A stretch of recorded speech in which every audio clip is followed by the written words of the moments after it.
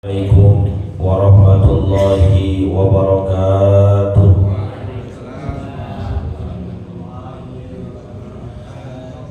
Bismillahirrahmanirrahim.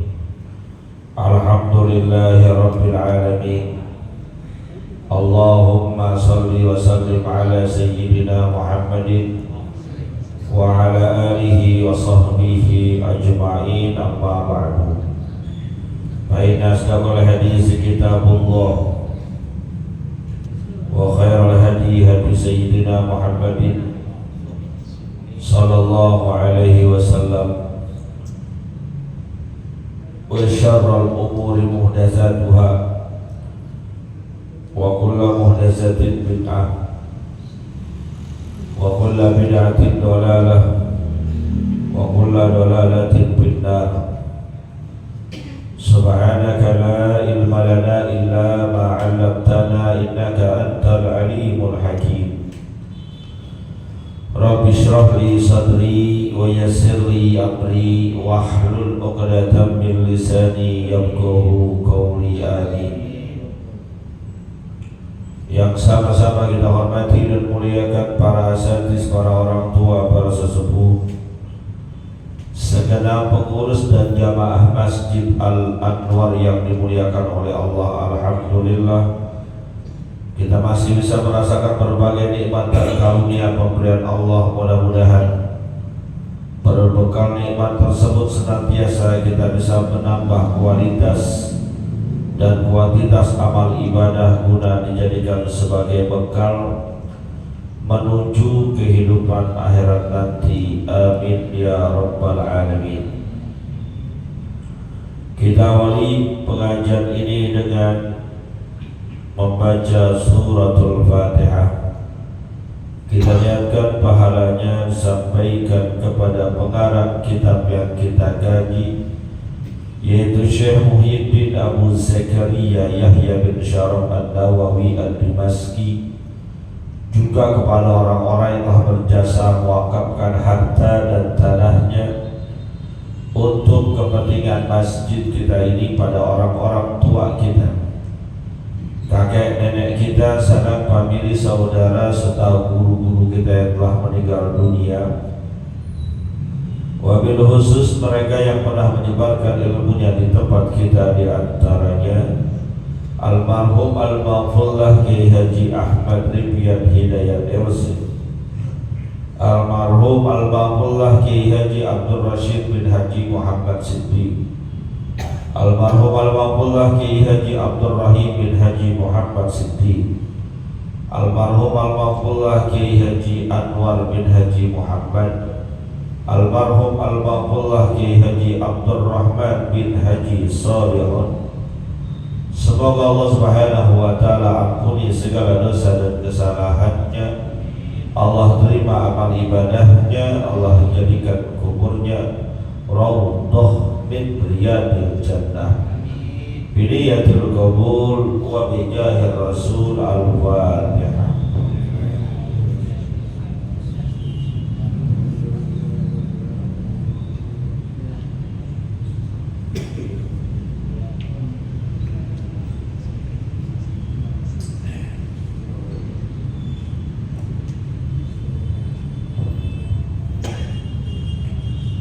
Melanjutkan bacaan kita. Bismillahirrahmanirrahim. Qala al-muallif rahimahullahu ta'ala anhu wa an Abi Hurairah aw Abi Sa'id al-Khudri radhiyallahu ta'ala anhuma syaqqa ar-rawi wa la yadurru ash-shakku bi ayni as-sahabi li'annahum kulluhum udul. Qala Lama kana yawmu ghazwati Tabuk asaban nasu maja'atan faqalu ya Rasulullah law azinta lana panaharna nawabihana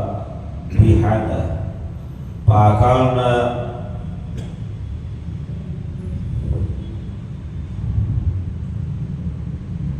waddahanna.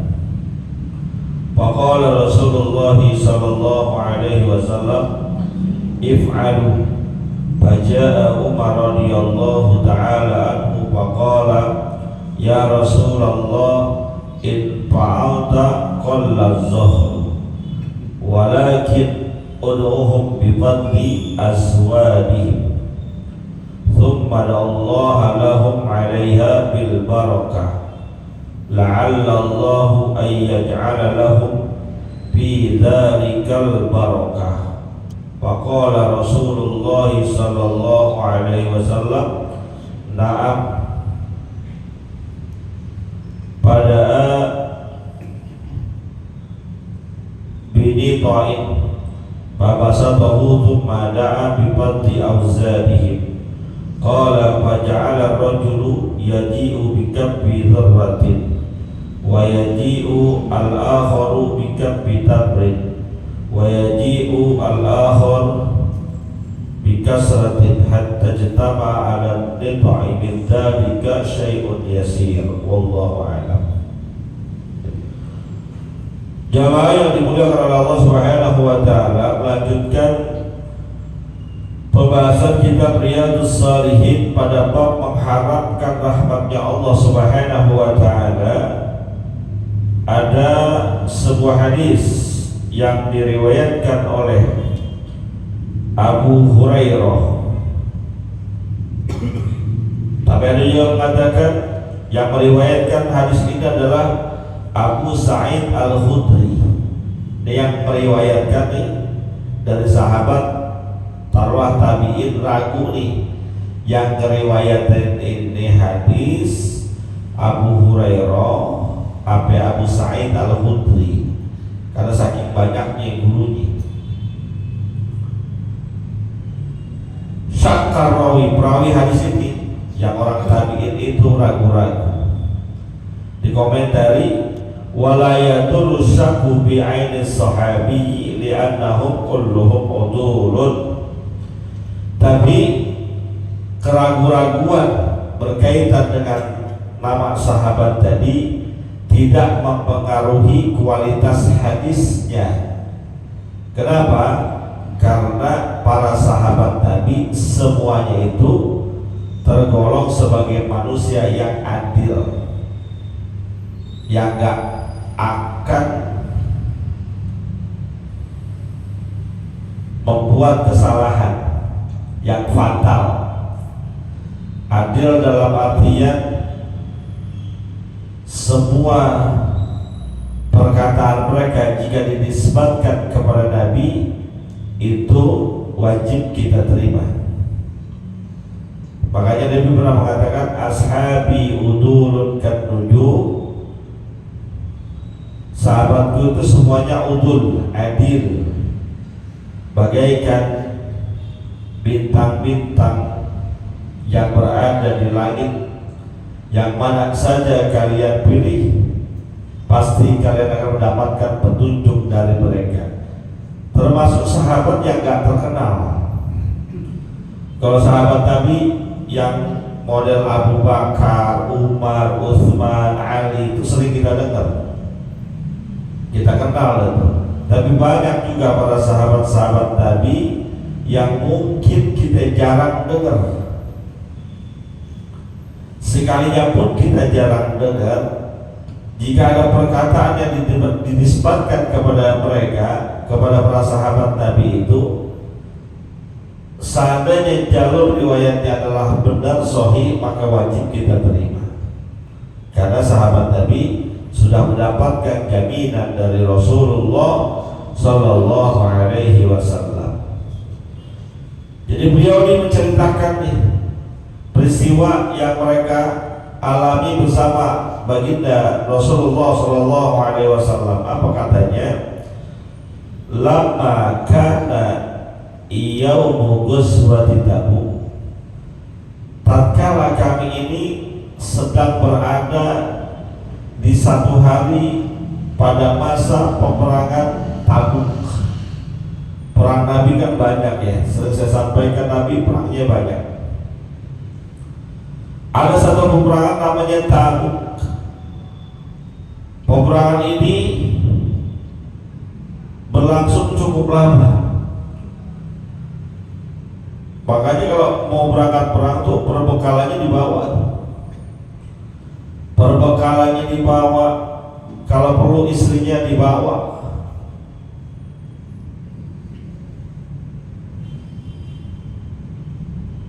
Nah, dalam peperangan Tabuk ini asobana subajatan, mungkin bekal yang dibawa udah hampir habis, sehingga pasukan saat itu tertimpa kelaparan.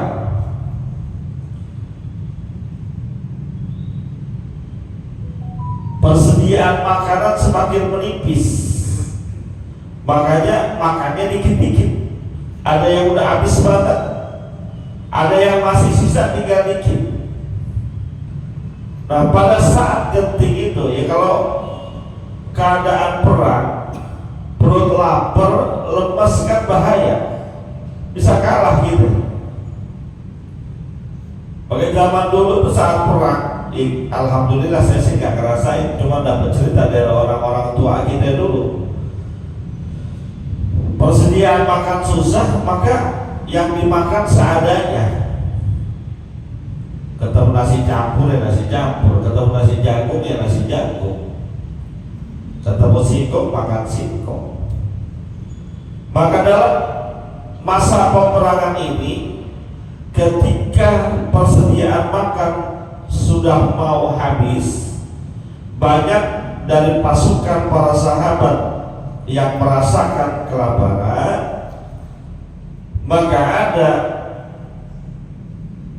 sebagian dari sahabat berkata kepada Rasulullah SAW, "Ya Rasulullah, lau adzinta lana fanaharna nawadihana fa'akalna." Ya Rasul, ini perbekalan udah habis, udah gak ada lagi yang kita bisa makan selain yang sisa-sisa. Bagaimana seandainya itu kan di antara sebagian kendaraan perang kita itu ada onta. Gimana kalau onta-onta itu beberapa kita sembelih, lalu dagingnya buat kita makan?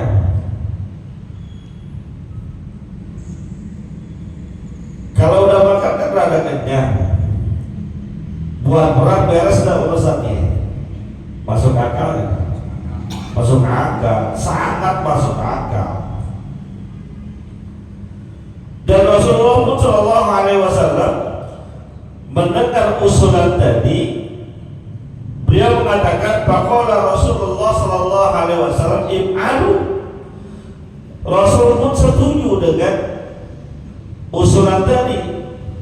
Ada sekian budak, ada sekian onta, maka pilih beberapa onta, sembelih, masak, makan gitu. Maka kata Rasulullah, im'alu, kerjain itu usul ente. Rasulullah setuju dengan usul yang disampaikan karena memang masuk akal dan darurat. Tapi lihat, ada sebuah kejadian yang luar biasa menunjukkan Rasulullah itu tipe pemimpin yang mendengarkan masukan-masukan termasuk dari sahabatnya. Ketika udah pengen disembelih itu onta, baca Umar radhiyallahu taala anhu, faqala ya Rasulullah in fa'alta qallal dhuhra. Kata Sayyidina Umar, tiba-tiba nih Sayyidina Umar datang nih, ya Rasul, jangan dipotong. Kata Sayyidina Umar, kenapa? Kalau engkau potong, resikonya kendaraan kita berkurang, akibatnya nanti selepas peperangan ini, terlepas kita kalah ataupun menang, perjalanannya panjang. Lebih berat lagi kalau nggak ada kendaraan. Seandainya kalah berat, kalau menang mendapat ghanimah berat juga tuh. Harta ghanimahnya mau dibawa pakai apaan? Lihat ya, cerdasnya Umar. Keputusan yang sudah diambil Rasulullah SAW diralat atau diinstruksi oleh seorang bernama Umar bin Khattab radhiyallahu taala anhu. Cuma Umar ini menolak usulan sekaligus ngasih solusi. Kadang orang kita ketika lagi musyawarah, lagi rapat, emang dasar nggak demen sama usulan-usulan pemimpin. Misalnya rapat maulid, misal contoh, ketika rapat maulid ada yang usul begini, nanti penceramahnya si pulang aja dah. Ketika sudah mau diputuskan penceramahnya si pulang, dia usul begini, jangan dah, jangan dia. Terus ditanya sama pemimpin rapat, kalau bukan dia siapa? Ya terserah siapa, yang penting jangan dia. Nah ini karena kita begitu tuh, nolak tapi nggak kasih solusi. Lagi rapat RT juga begitu, Pak RT usul bagaimana di RT kita biar tambah semarak pertemuan warga. Setiap sebulan sekali kita adakan kumpul-kumpul sekalian pengajian. Nih kan ada RT begitu usulnya ya. Ada warga bilang ini, ya jangan apa ya, jangan ngaji. Terus maunya gimana? Ya pokoknya kalau mau ngumpul-ngumpul lah, tapi jangan ngaji. Nah begitu kadang-kadang ada aja warga yang begitu pendapatnya. Tapi Sayyidina Umar bin Khattab radhiyallahu taala menolak usulan yang pertama, tapi dia punya solusi. Apa solusinya? Dia tawarkan solusinya. Walakin ud'uhum bi fadli azwadihim thumma Allah lahum 'alaiha bil barakah la'alla Allahu ay yaj'ala lahum fi dzalikal barakah. Ini usulnya Sayyidina Umar nih. Daripada potong untuk otak, membuat kendaraan kita nanti berkurang, lebih baik begini ya Rasul. Mereka itu kan gak semuanya kehabisan makanan. Ada di antara mereka yang masih punya sisa-sisaan, aras-arasan. Terus suruh tuh yang punya sisa-sisa makanan, apa tinggal segelas, apa tinggal segenggam, apa tinggal sekantong, semua bawa. Habis bawa, kumpulin di hadapanmu. Terus kamu berdoa kepada Allah. Kan doa kamu mustajab. Minta apa? Minta berkah dan minta dibanyakin. Doa Rasul kan mustajab. Lihat, cerdas dan pinternya Umar bin Khattab. Daripada potong otak, mendingan itu kerjain. Kumpulin makanan, doa. Ya yang doa Rasulullah, bukan model kayak kita. Ya doa Rasulullah, satu makanan bisa buat rame-rame. Tapi doa kita ya boro-boro, sampai bubusan juga gak bakal banyak makanan kita. Lihat ya, Umar bin Khattab itu punya visi ke depan, pemikirannya jauh ke depan. Banyak wahyu turun gara-gara inisiatifnya Umar bin Khattab. Banyak kebijakan Rasulullah yang dipengaruhi oleh usulan dari Sayyidina Umar bin Khattab. Makanya beliau itu dikatakan dalam sebuah riwayat hadis mulhamun, orang yang sering dikasih ilham oleh Allah, bisikan-bisikan semacam firasat dari Allah, dan ilham itu benar adanya. Makanya Nabi mengetahui Sayyidina Umar bin Khattab kayak gini, pernah bersabda, "Lau kana ba'di nabiyyan lakana Umar." Kalau seandainya setelah aku wafat nanti ada lagi nabi, maka yang pantas jadi nabi adalah Umar bin Khattab. Kenapa? Karena mulhamun tadi sering mendapatkan firasat-firasat, mendapatkan ilham, bisikan-bisikan kebenaran dari Allah Subhanahu wa taala. Satu itu. Yang kedua, visioner. Orang pemimpin harus begitu, visioner. Punya pemikiran jauh ke depan. Sehingga ketika terjadi benturan kepentingan, dia punya banyak solusi. Umar bin Khattab. Dan banyak kelebihan-kelebihan lain selain yang terkenal dengan keberaniannya. Beraninya bukan hanya kepada manusia, tapi makhluk gaib pun takut terhadap Umar bin Khattab. Riwayat hadisnya sahih.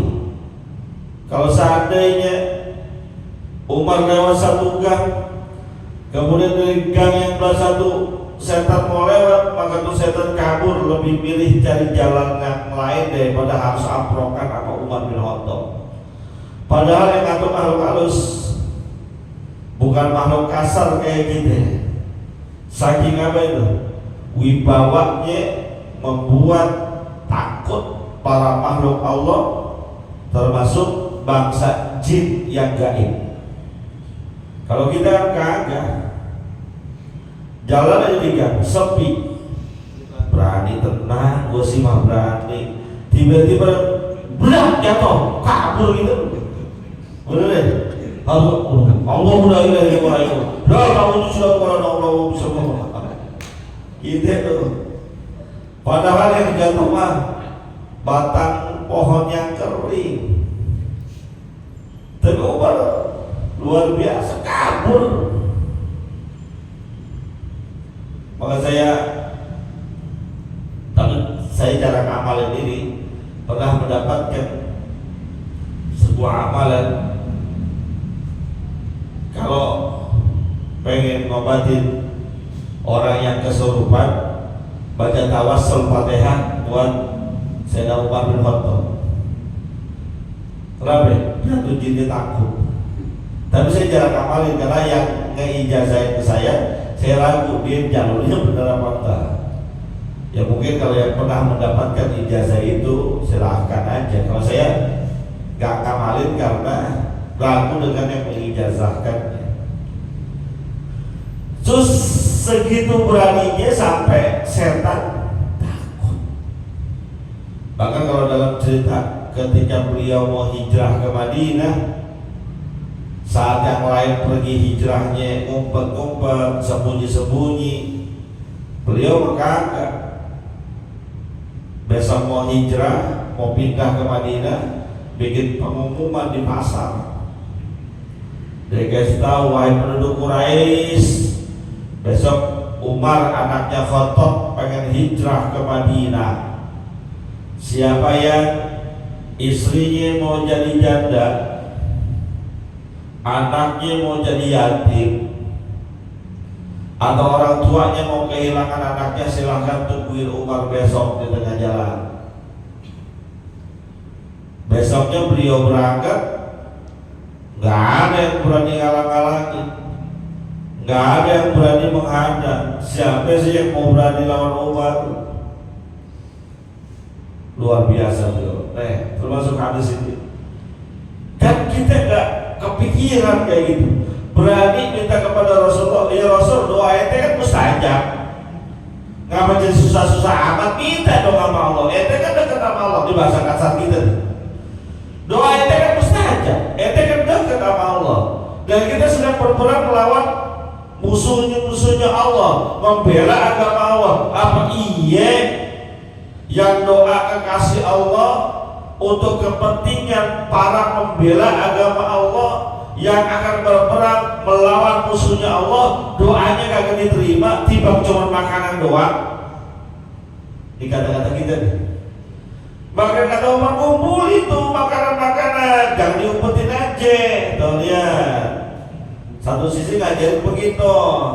Ini kita lagi kesusahan, jangan taman susah, ente senang, jangan susah sama-sama. Ini hidup bermasyarakat begitu. Ini kan ceritanya ada yang udah kehabisan makanan, ada yang masih punya. Yang punya keluarin.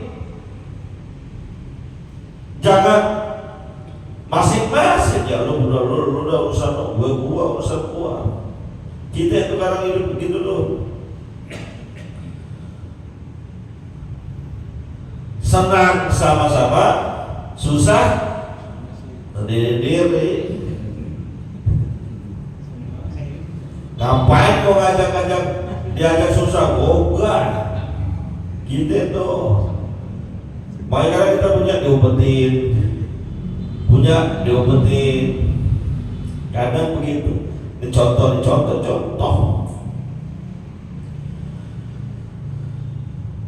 Panitia kurban nih. Ini panitia kurban nih. Jadi Masjid Sonodah Rawadeno, bukan di sini. Ini panitianya lagi bagiin buat seluruh panitia nih. Ahmad nih jatah lo, Budi nih jatah lo, Cecep nih jatah lo. Lagi bagi-bagi begitu, tiba-tiba pas gilirannya taruhlah namanya Jamal, nggak kedapetan dia, jatahnya habis. Ya kehabisan. Kira-kira nih yang udah pada kebagian, apa yang dilakuin? Berkorban. Ya udah dah, nih teman kita gak kebagian nih, kita kebagian udah dikurangin sarang dikit buat dia dah, terus kumpulin. Atau gua pamit dulu nih, budi gua udah nungguin nih. Kira-kira gimana? Ini 10 orang udah kebagian, ada 2 orang, 3 orang gak kebagian.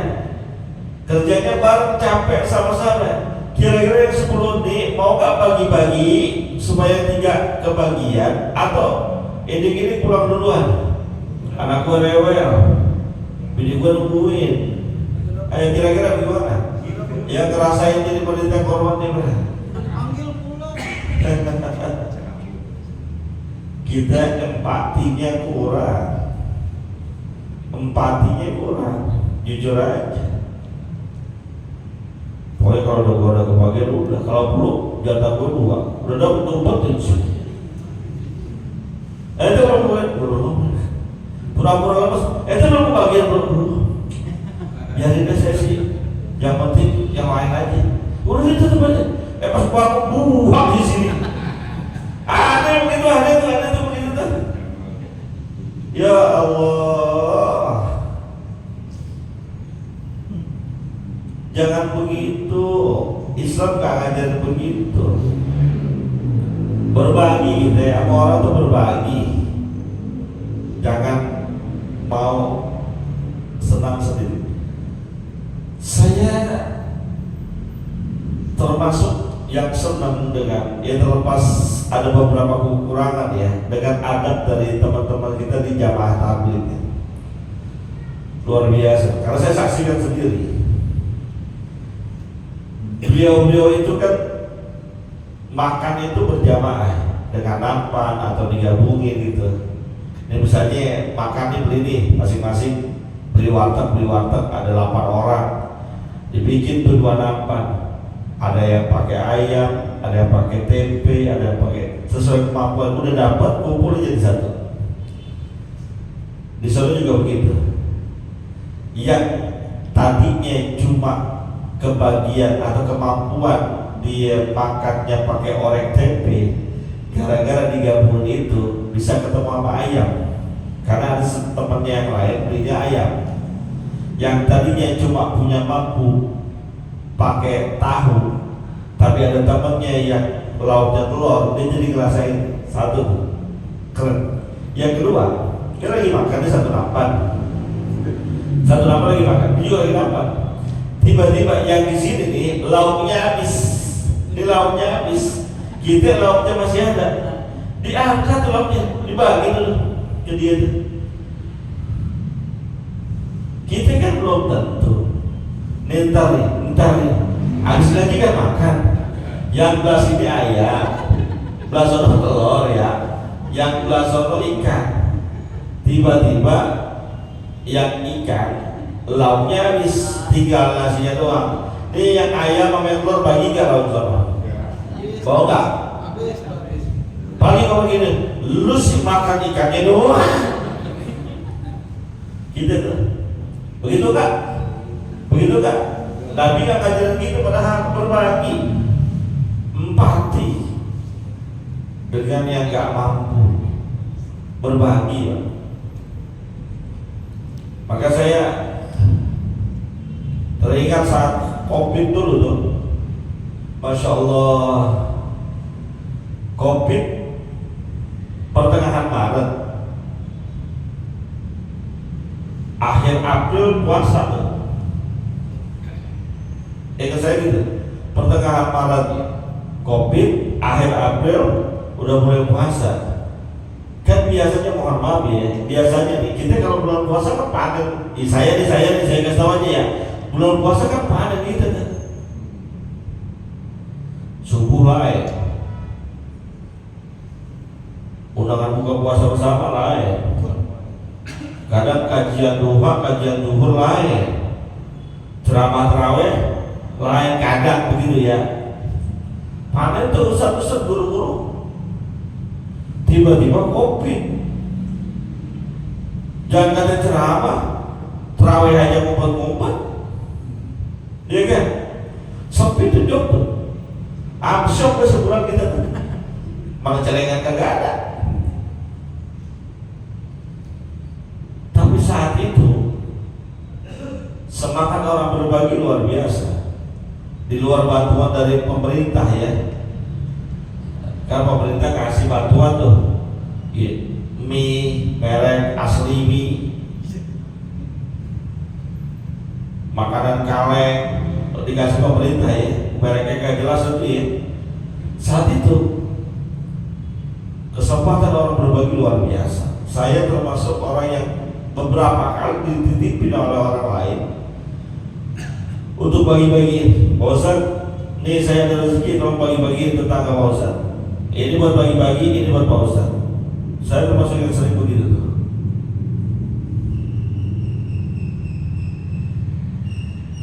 Maksud saya, nilai kebersamaannya tuh luar biasa. Coba kenapa harus nunggu COVID dulu jadi begitu? Kira COVID udah selesai kagak ada bagi-bagi, kagak. Pak Ustaz ada dikit nih, 20 juta, 10 juta tolong bagiin, 10 juta buat Pak Ustaz, gak ada juga, enggak. Lagi COVID banyak orang gitu, beneran banyak. Jadi saya kembali ke bahasa ini luar biasa. Visioner Sayyidina Umar bin Khattab ngajarin kita untuk berbagi. Kata Sayyidina Umar bin Khattab, ya Rasulullah, itu kan gak semuanya gak punya makanan. Yang masih pada punya, bawa ke sini, punya gandum bawa, punya korma bawa, punya kue bawa, punya apapun bawa ke sini, kumpulin di satu hamparan. Engkau berdoa kepada Allah, tambahin keberkahannya apa yang gak dikabulkan oleh Allah. Maka usulan Umar ini diterima. Lalu Faqala Rasulullah sallallahu alaihi wasallam na'am fada'a bidita'in fabasatahu thumma da'a bibaddi azwadihim. Saya singkatkan saja ceritanya. Maka Rasulullah SAW setuju, lalu disuruh hamparkan semacam, ya kalau kita gampangnya kayak terpal kali ya, terpal hamparin. Yang masih pada punya makanan bawa ke sini, bawa, mau dikit mau banyak. Kemudian di antara para sahabat ada yang bawa sekepal korma, sepotong roti, ada yang bawa kismis, ya makanan-makanan mereka ditaruh semua, dikumpulin. Ini bagian dari mukjizat baginda Nabi kita Muhammad sallallahu alaihi wasallam. Kemudian baginda Rasul berdoa untuk menambahkan keberkahan dari makanan yang sudah dikumpulin tadi. Kemudian setelah berdoa, semuanya para sahabat Nabi tadi dipanggil atu-atu untuk ngambil jatah. Ternyata dari makanan yang sedikit tadi, yang hitung-hitungannya kalau dia makan sendiri gak cukup, setelah dikumpulkan dan didoakan oleh Rasulullah, semuanya kebagian. Bahkan bukan hanya kebagian, lebih masih sisanya. Tuh, luar biasa. Ini salah satu mukjizat baginda Rasul. Beliau punya mukjizat yang terbesar adalah Al-Quran. Tapi mukjizat-mukjizat yang lain, seperti baginda Rasul bisa membelah bulan, itu ada. Bulan dibelah, luar biasa. Dari tangan Rasulullah mancur air, saat kekeringan di tangan Rasulullah bisa keluar air. Makanya ada sebuah syair yang saya kurang hafal, itu disebutkan di dunia ini air yang paling mulia itu pertama adalah air yang keluar dari jarinya Nabi Muhammad SAW. Kemudian baru setelah itu adalah air Zam-Zam. Dari tangan Rasulullah keluar air mancur saat kekeringan. Jadi banyak mukjizat-mukjizat Rasul, namun yang paling masyhur di antara semua itu adalah Al-Quran. Itu mukjizat Rasul. Jadi hadis ini mengajarkan kepada kita bahwa usaha harus diiringi dengan doa. Kalau udah usaha, udah doa, pasrahin ke Allah, biar Allah yang urus semua. Walaupun menurut akal kita nggak mungkin, impossible. Tapi ketika ikhtiar kita sudah maksimal, itu kan udah benar-benar tiris. Makanan udah gak ada, tapi udah dikumpulin semuanya yang ada potensi makan kumpulin, sama-sama berdoa kepada Allah. Nabi yang berdoa jadi berkah kebagian semua. Kita juga begitu hidup, walaupun kelihatannya gak masuk akal, tapi kalau sudah disuruh usaha,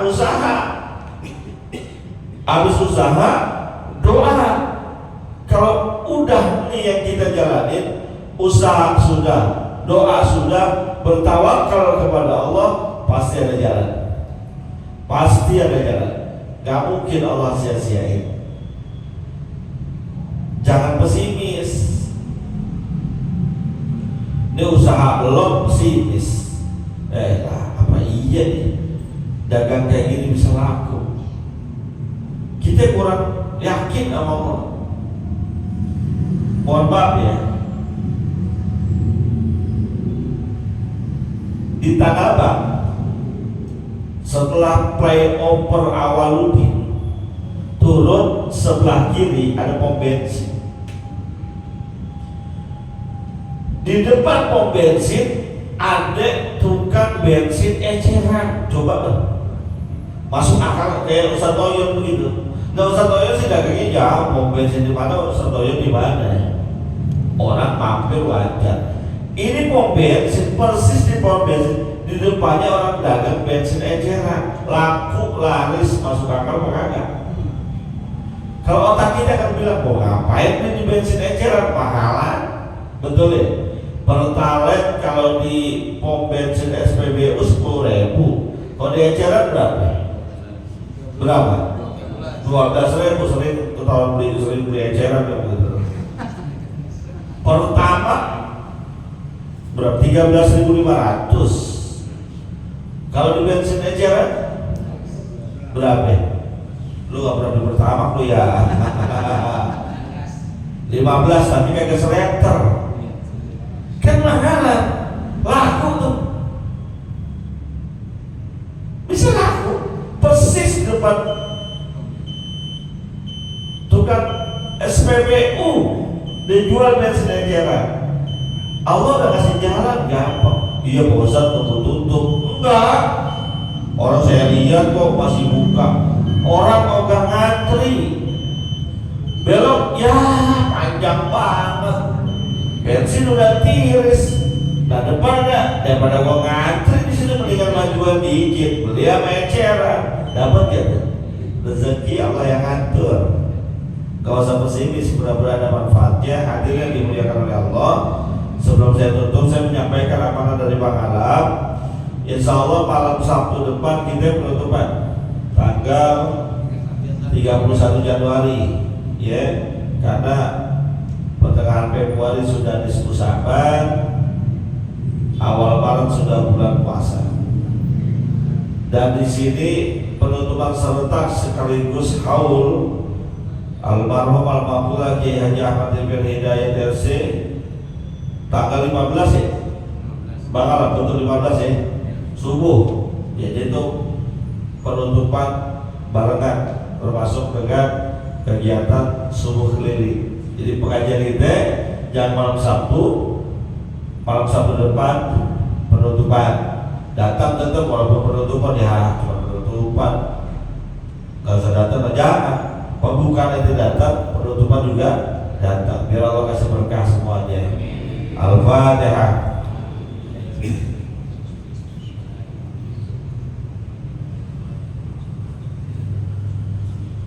Qala Rasulullah sallallahu alaihi wasallam afdalu ma quluhu ana wan nabiyyuna min qabli la ilaha illallah